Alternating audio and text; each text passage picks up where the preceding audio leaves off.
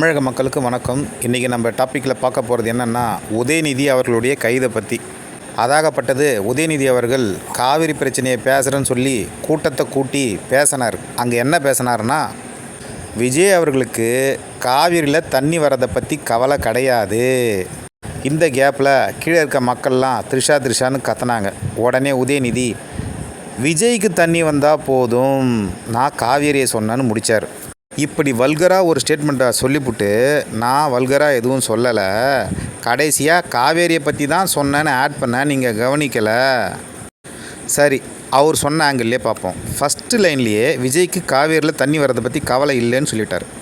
அப்புறமா விஜய்க்கு தண்ணியை வந்தால் போதும், காவேரியை சொன்னேன்னா என்ன அர்த்தம்? அதான் காவேரியில் தண்ணி வரலன்னா அவர் கவலை இல்லைன்னு சொல்லிட்டீங்களே.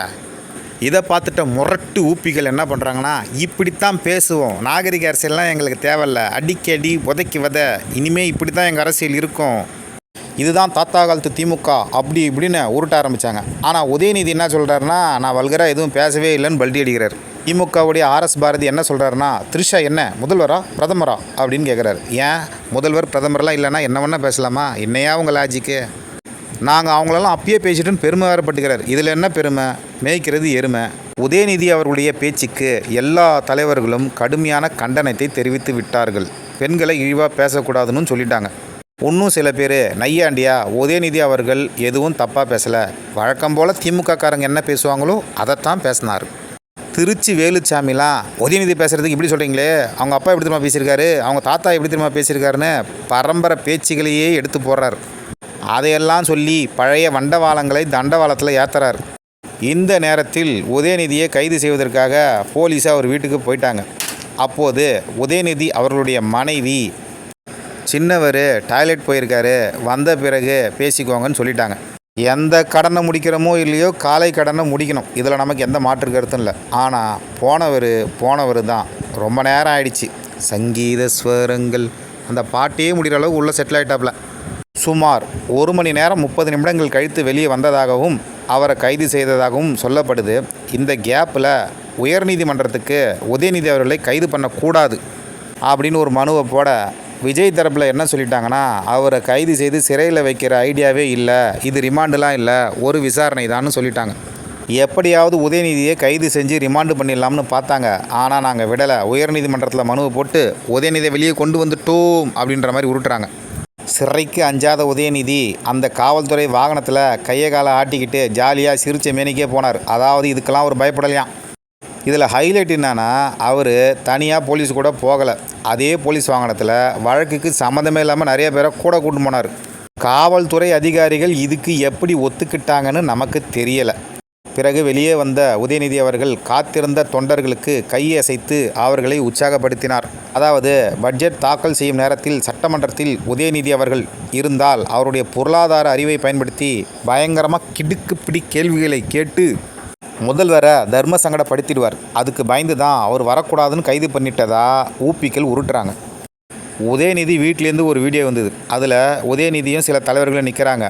நடுவில் ஸ்டாலின் அவர்கள் லுங்கியும் ஒரு துண்டும் போட்டுக்கிட்டு உக்காந்துருக்கார். அதாவது, ஒரு காலத்தில் கலைஞர் எப்படி வீட்டில் கேஷுவலாக இருப்பாரோ அதே மாதிரி ஸ்டாலின் இருக்காராம். அப்பா புள்ள உறவு வேறையாம், தலைவர் தொண்டன் உறவு வேறையாம், அப்படி இப்படின்னு ஊப்பிங்க ஏதோ உருட்டுறாங்க. இந்த விஷயத்தில் மக்களும் சரி, ஊடகமும் சரி, அரசியல் தலைவர்களும் சரி ஒரு விஷயத்தை முற்றிலும் மறந்துட்டாங்க. த்ரிஷா என்ற நடிகையை உதயநிதி அவர்கள் இழிவுபடுத்தி விட்டார், அதாவது பெண்களை இழிவுபடுத்தி விட்டார் அப்படின்ற இடத்துல தான் எல்லாம் பேசுகிறாங்க. அவர் பேசியதை நல்லா கேட்டிங்கன்னா, அவருக்கு த்ரிஷாவை அவமானப்படுத்துகிற எய்ம் எதுவும் இல்லை, விஜய் அவர்களை இழிவுபடுத்தணும், அதுதான் எய்ம். அதை தான் அவரும் செஞ்சார். இது விஜய்க்கும் தெரியும். அதனால தான் இவர் கைதும் செய்யப்பட்டிருக்கார். முதல்வர் விஜய் அவர்களே, என்னை எப்படியாவது கைது செய்து உள்ளே போடணும்னு பார்த்தீங்க, உங்களால் முடிஞ்சுதா அப்படின்னு உதய் அவர்கள் ஆக்ரோஷமாக பேசுகிற மாதிரி ஒரு வீடியோவும் உலாவுது. அது AI video, artificial intelligence video. இது கூட தெரியாமல் நிறைய கழக உடன்பிறப்புகளும் சோஷியல் மீடியாவில் இருக்கிற பெரிய திமுக அல்லக்கை ஐடிகளும் இந்த வீடியோவை பரப்பிட்டு இருக்குதுங்க. சில நடுநிலையாளர்களும் அரசியல் விமர்சகர்களும் என்ன சொல்கிறாங்கன்னா, சட்டமன்ற தேர்தல் தோல்வியால் திமுக துவண்டு போய் கிடந்தது, உதய் அவர்கள் கைது மூலமாக திமுக வீறு கொண்டு எழுந்தது, உதய்க்கு தேவையில்லாமல் ஹைப்பை விஜய் பண்ணி கொடுத்துட்டாரு, இதனால் உதயநிதி அவர்களுக்கு செல்வாக்கு உயர்ந்து விட்டதுன்றாங்க. ஆனால் நம்ம கருத்து அது கிடையவே கிடையாது. ஏற்கனவே ரெண்டு பேருக்கு நடுவில் தான் போட்டி, திமுக வெர்சஸ் தாவேகா அப்படின்னு விஜய் அவர்கள் சொல்லி தேர்தலில் வெற்றியும் பெற்றுட்டார். திமுகவுடைய எதிர்ப்பே அதிமுகவின் அடிப்படை. இப்போ உதயநிதி அவர்களை கைது பண்ணது மூலமாக திமுகவை அடியோடு வெறுக்கிற அதிமுகவினர் நிறைய பேர் அடுத்த எலெக்ஷனில் விஜய்க்கு ஓட்டு போட போகிறாங்க. அவருடைய ஓட்டிங் பர்சன்டேஜ் இன்னும் அதிகமாக போகிறது. அப்போ உதயநிதி கைதுக்கு எதிர்ப்பே இல்லையானா இருந்தது. எதிர்ப்பு தெரிவித்தது ஃபுல்லாமே திமுககாரங்க தான். அங்கே 100 பேர் இங்கே 200 பேர்னு பண்ணாங்க. உதயநிதியை வரவேற்க ஒரு மிக பெரும் கூட்டம் கூடியது. அது ஒரு 5000 பேர் இருப்பாங்க. ஒட்டுமொத்தமாக விஜயை எதிர்த்து தமிழ்நாடு முழுக்க போராட்டம் பண்ண திமுகவினரோட எண்ணிக்கை 10,000 கூட இருக்காது. ஒரு இடத்துல பைக்கில் போன ஒருத்தரை பிடிச்சி திமுககாரங்க தொல்லை கொடுத்தாங்க. இந்த வீடியோவெல்லாம் மக்கள் பார்த்தா திமுகவை இன்னமும் வெறுப்பாங்க. ஜென்சி திமுக புதுசாக உருவாகிருக்கு. அதை உதயநிதி ஊக்கப்படுத்துகிறார். ஒரு காலத்தில் போலீஸ் கைது பண்ணால் ஐயோ கொள்றாங்களேன்னு கத்துவாங்க, இல்லைனா நெஞ்சு வலி வந்து பேண்ட்லேயே மூத்திரம் போவாங்க. இதுதான் பழைய தாத்தா காலத்து திமுக. இப்போ ஜென்சிக்காக உதயநிதி அவர்கள் புதுசாக கண்டுபிடிச்சது தான் போலீஸை பார்த்த உடனே ஆய் வருதுன்னு சொல்லி எஸ்கேப்பாக வருது. இன்னும் கூட கொளத்தூரில் ஸ்டாலினுக்கு விழுந்த அடியை ஜீர்ணிக்க முடியாமல் இவிஎம்மில் பிரச்சனை அது இதுன்னு ஏதோ பிரச்சனையை திமுக கலப்பி டிவியில் அப்படி இப்படி நியூஸ் வந்துட்டு இருந்தது. தேர்தல் ஆணையத்தில் அதெல்லாம் ஒன்றும் இல்லைன்னு சொல்லி சப்புன்னு முடிச்சிட்டாங்க. சமீப காலமாக ஸ்டாலினை பொறுத்த வரைக்கும் எங்கும் தோல்வி, எதிலும் தோல்வி, பொங்கும் தோல்வி, புதுமை தோல்வின்னு சொல்லி இந்த பகுதியை முடிச்சுக்கிறோம். மீண்டும் அடுத்த பதிவில் சந்திப்போம். நன்றி, வணக்கம்.